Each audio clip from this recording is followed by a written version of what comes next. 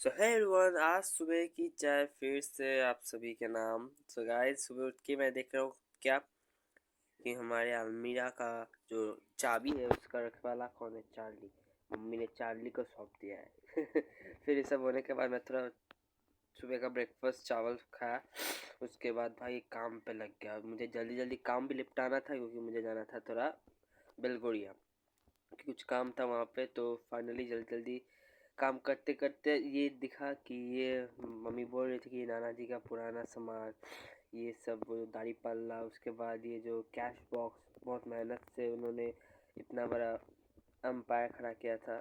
तो ये सब देख के पूरा पुराना या पुरानी यादें ताज़ा हो गया था। फिर मैं जल्दी जल्दी सब कुछ करने के बाद चला गया बेलगोरे, क्योंकि यहाँ पे किसी का मैं वेट कर रहा था। फाइनली वहाँ पे कुछ काम था, इसलिए मैं वो जल्दी वहाँ से निपटा के जल्दी घर आ गया। घर आने के बाद मुझे क्या मिला? पोहा, जो कि मुझे बहुत पसंद था, मिलता